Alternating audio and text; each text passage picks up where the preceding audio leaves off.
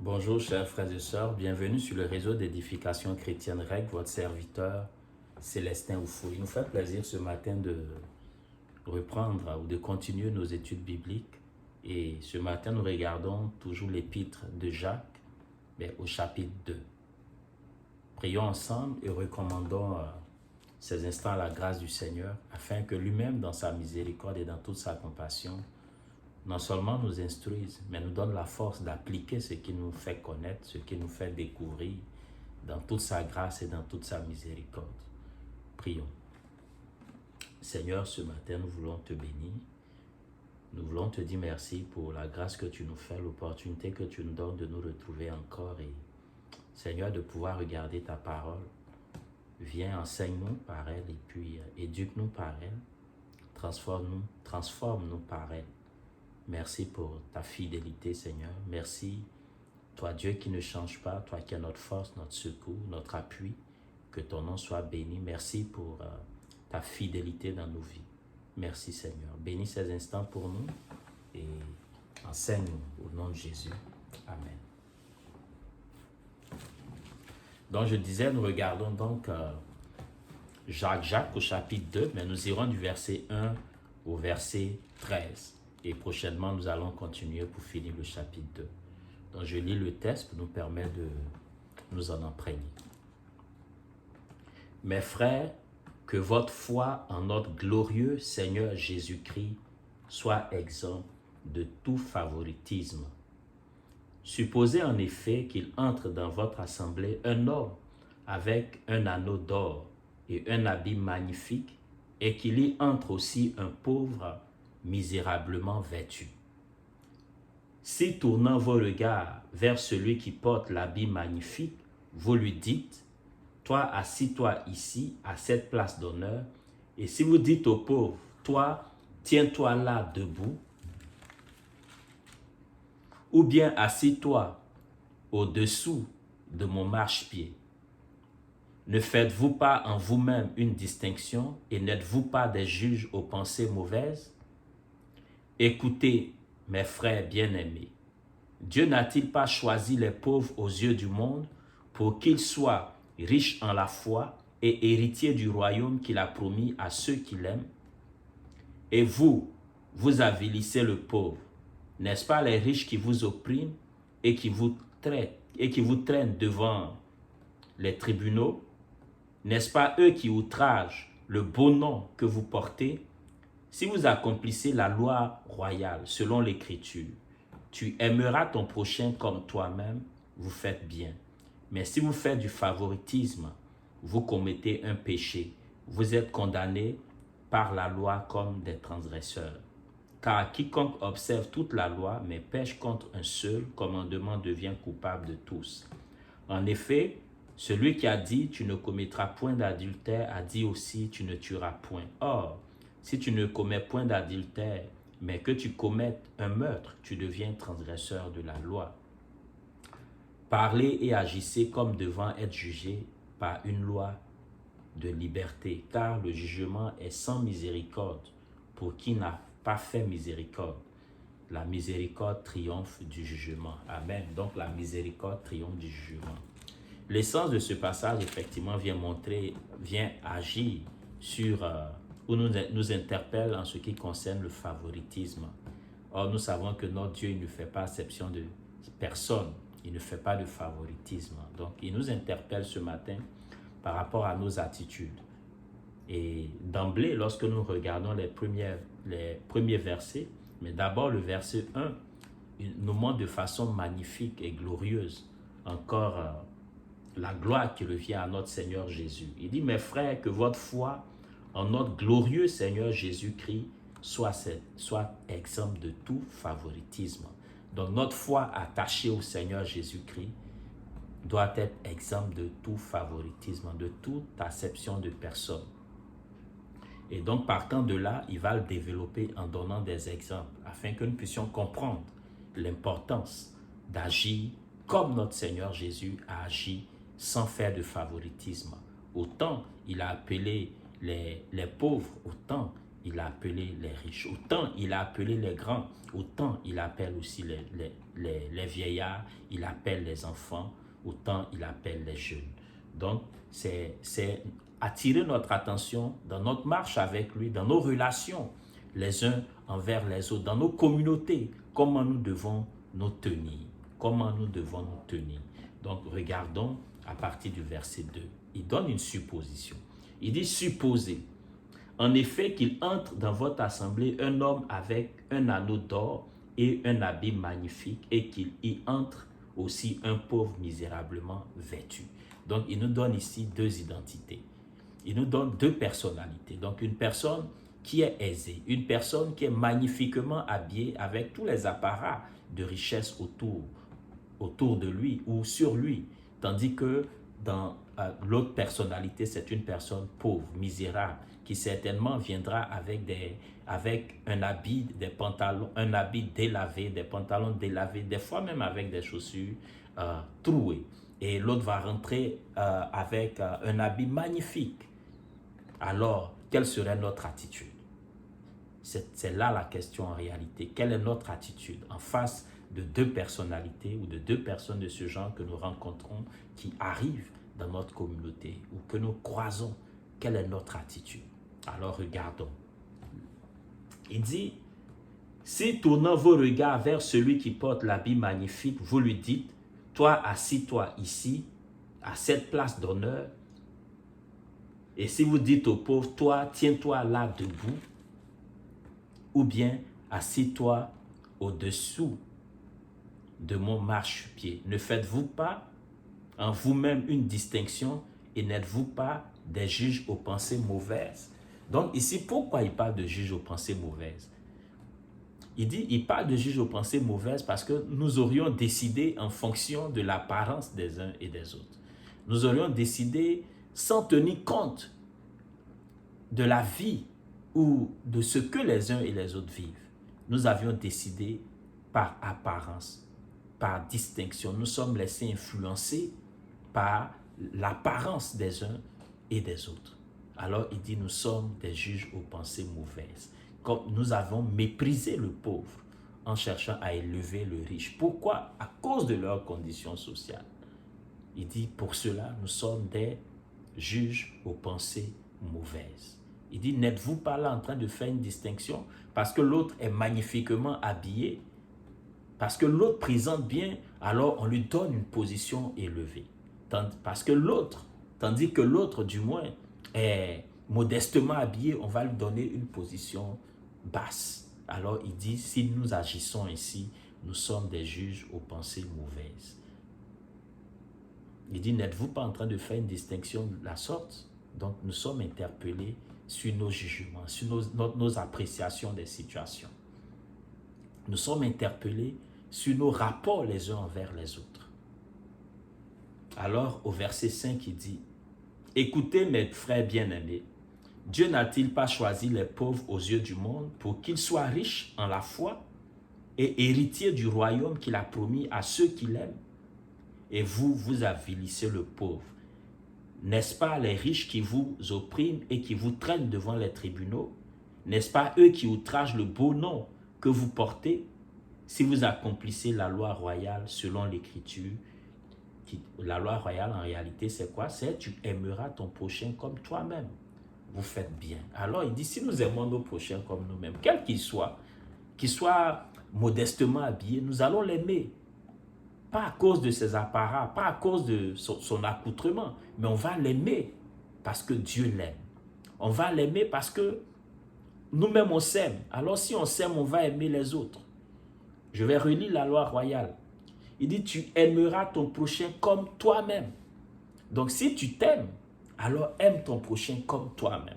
Alors si on s'aime, on ne va pas se faire plaisir en prenant un couteau, une lame, une canif pour nous tracer, pour se faire mal. Alors on ne fera pas pareil au prochain. On ne fera pas pareil à celui qui est en face de nous. Quand bien même qu'il soit pauvre. Si nous ne voulons pas qu'on nous avilisse, nous n'allons pas aussi avilir les autres. Si nous ne voulons pas qu'on nous humilie, nous n'allons pas humilier les autres. Si nous ne voulons pas qu'on nous fasse du tort. Nous n'allons pas chercher à faire du tort aux autres. Nous ne pouvons pas comprendre combien de fois peut-être nos attitudes à l'endroit des gens les ont rejetés, les ont découragés.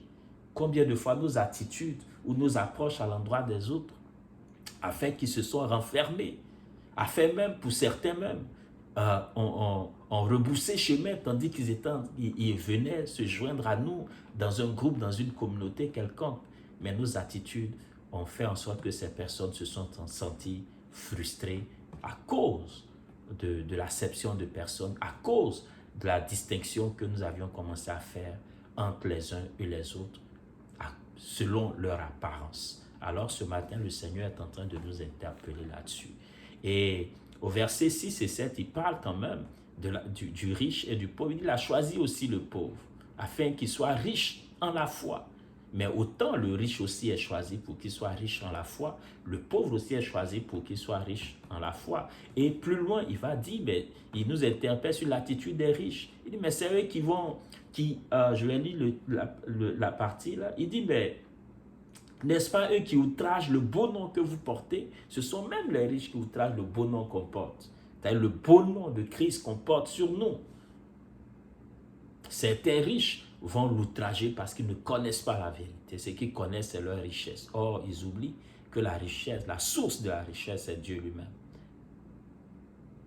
Donc, je veux nous exhorter ce matin afin que nous puissions faire attention à nos attitudes quand on approche les gens, quand on est dans un groupe, quand on est dans une communauté, quand les gens viennent vers nous, ne les regardons pas selon leur habillement, ne les regardons pas selon leur façon d'être, leur façon de s'habiller, mais regardons-les avec la joie qu'ils ont la foi en Christ.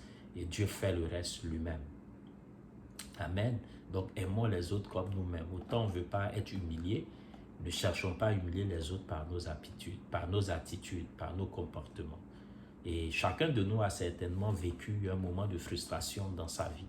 En tout cas, moi, je l'ai déjà vécu. Donc, je pense que peut-être certainement, les personnes qui m'écoutent l'ont déjà vécu. Pas forcément dans un aspect d'habillement ou quoi que ce soit, mais dans plusieurs domaines. Dans plusieurs domaines, on peut se sentir humilié parce que les gens ont seulement regardé l'apparence, mais quand ils s'approchent et quand ils s'informent, ils se rendent compte que c'était une erreur. Mais au-delà de tout ça, on apprend à pardonner, on avance et puis on progresse et Dieu nous bénit. Et je vais dire à quelqu'un ce matin encore que Dieu te bénisse et que le Seigneur nous aide à marcher dans ses voies, à faire attention dans nos relations les uns les autres. Verset 9, il dit, mais si vous faites du favoritisme, vous commettez un péché. Donc là, c'est clair, le favoritisme est un péché. On n'est pas en train de dire, il dit, c'est clair, il dit, si vous commettez du favoritisme, il dit, mais si vous faites du favoritisme, vous commettez un péché, vous êtes condamnés par la loi comme des transgresseurs. Donc le favoritisme là, est un péché. Je vais dire à quelqu'un, on a à se repentir. Parce que des fois, on va pas regarder ces attitudes-là comme un péché, hein, mais en réalité, c'est ce que la Bible déclare, le favoritisme est un péché. Donc, quand on fait du favoritisme, là, nous sommes en train de nous détourner de la voie de Dieu. Parce que notre Dieu n'est pas un Dieu du favoritisme. Donc, je veux dire à quelqu'un ce matin, faisons attention à nos actions, à nos façons de faire. Veillons à ne pas faire du favoritisme. Demandons pardon au Seigneur. Parce qu'il m'est arrivé, moi aussi, de faire beaucoup même de favoritisme. Et cela est un péché. Dieu m'interpelle là-dessus ce matin. Tu fais du favoritisme, c'est un péché. Demandons pardon au Seigneur pour ça.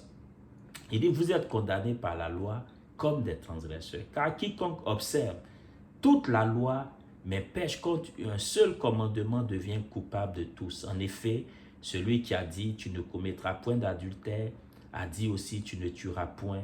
Si tu ne commets point d'adultère, mais que tu commettes un meurtre, tu deviens transgresseur de la loi. Parlez et agissez comme devant être des juges par une loi de liberté, car le jugement est sans miséricorde pour qui n'a pas fait miséricorde, et la miséricorde triomphe du jugement. Donc ici, on nous interpelle à la miséricorde. Soyons bons. Et les versets 10 à 11 sont très pertinents. Souvent, on va dire, nous allons classifier les péchés. nous allons les classifier. On dit, ah, le plus gros péché, c'est celui-là. Donc, quand on entend que quelqu'un a fait ça, là, c'est un scandale, un tollé général. Mais on oublie même que il n'y a pas de classification des péchés. Se détourner de Dieu, c'est se détourner de Dieu. Quelle que soit la façon dont on se détourne de lui, on va se détourner de lui. Celui qui a commis un meurtre, ici, il nous donne l'exemple de l'adultère et du meurtre. Il dit, ah, mais tiens, si tu pêches contre une loi, c'est que tu as fauté par rapport à toute la loi. Donc, pour celui qui dit, ah, mais je ne suis pas adulteur, mais que je suis menteur, que je suis voleur, que je suis tant, mais tu as péché aussi, tu t'es détourné de Dieu. Donc, il nous dit ici, on n'a pas à regarder ça, tout cela. On n'a pas à classifier les péchés. Un péché est un péché. Et puis ici, il attire notre attention sur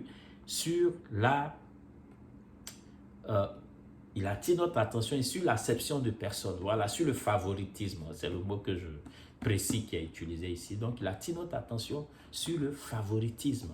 Donc, frères, sœurs, faisons attention au favoritisme dans notre milieu.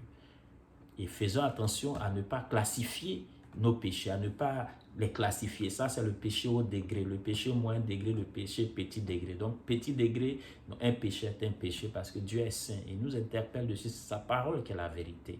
Et je veux bénir le Seigneur pour cette vérité qu'il nous donne encore ce matin. Soyons miséricordieux. Si nous sommes miséricordieux envers les autres, Dieu est miséricorde envers nous. C'est comme dans lorsque le Seigneur nous apprend à prier, quand il parle des offenses, on dit pardonne nos offenses comme nous pardonnons aussi à ceux qui nous ont offensés. Vous comprenez? Donc la miséricorde est une grâce que Dieu nous donne, Dieu nous aide à pouvoir appliquer. Donc si on est miséricordieux, Dieu à notre égard aussi est miséricordieux. Donc aimons nous les uns les autres, aimons les autres, tous ceux qui viennent à nous, quels qu'ils soient, apprenons à nous aimer et Dieu va développer ces choses-là en nous. Des fois, on peut rencontrer des personnes qui sont difficiles ou même nous-mêmes, on peut être difficile vis-à-vis des autres parce que ce n'est pas toujours nous qui... Mais nous-mêmes, on peut être difficile vis-à-vis des autres. Mais je nous en supplie, faisons l'effort de ne pas faire de favoritisme. Demandons la force au Seigneur de nous aider, de nous supporter les uns les autres, de nous accompagner les uns les autres. Alors, si on voit un frère qui est mal vêtu, un frère qui a un besoin quelconque, que Dieu nous a fait grâce d'avoir un peu plus que lui par rapport à une situation, mais on peut avoir l'esprit de partage, on peut partager, on peut encourager cela, ou vice-versa. Si c'est un frère qui constate qu'il y a une situation dans ta vie, il peut aussi intervenir. Et tout cela pour la gloire de Dieu. Que Dieu vous bénisse, qu'il nous fasse du bien ce matin. Et je veux partager, je veux prier pour quelques points de prière. 3 points de prière et puis on va se dire au revoir pour aujourd'hui. Prions. Seigneur, je bénis ton nom qui est grand, qui est glorieux. Je veux te dire merci pour ta fidélité, pour ta grâce infinie, pour l'interpellation que tu me fais ce matin encore par rapport au favoritisme, Seigneur. Je veux te demander pardon, Seigneur, parce que, Seigneur, beaucoup de manières, beaucoup de façons, beaucoup de fois, Seigneur, j'ai fait de la distinction entre les hommes, entre les personnes. Et je veux te demander pardon. Quand bien même des fois que ce ne soit pas, Seigneur, de vive voix ou de façon concrète, mais dans mon cœur aussi je l'ai fait. Je veux te demander pardon. Pardon pour moi. Pardon pour mon frère, ma soeur qui m'écoute ce matin. Et je te prie que Dieu, tu nous visites par ton esprit. Seigneur, tu nous donnes ta force. Seigneur, tu nous aides. Père, parce que nous savons que sans toi, il nous est difficile, Seigneur, d'aller de l'avant dans la mise en pratique de ta parole. Merci, Seigneur, parce que tu dis, ce n'est pas par la force, ce n'est pas par l'intelligence, mais c'est par la puissance du Saint-Esprit qu'on peut marcher dans tes voies, qu'on peut accomplir ces choses-là. Cher Saint-Esprit, ne t'éloigne point de nous, mais remplis-nous, sois avec nous, sois point muet en nous, mais parle-nous, guide-nous, aide-nous à aller de l'avant pour la gloire de ton nom, Seigneur. Père, deuxième point de prière, je voudrais te prier, Seigneur, afin que dans ta grâce, dans ta miséricorde éternelle, tu guides mes pas, tu guides les pas de mes frères, de mes sœurs. Père, tu nous aides, tu nous formes, tu nous aides à être des personnes pleines de miséricorde, des personnes pleines de bonté. Seigneur, guéris nos cœurs, visite-nous, Seigneur, et transforme-nous dans ta grâce éternelle, au nom puissant de Jésus. Père, tu règnes dans les cieux et sur la terre, et en dehors de toi, Père, il n'y a point de Dieu. Garde-nous dans le creux de tes mains, Seigneur. Merci, au nom de Jésus. Amen. Amen. Que Dieu nous fasse beaucoup de bien et qu'il vous bénisse, au nom de Jésus. Amen.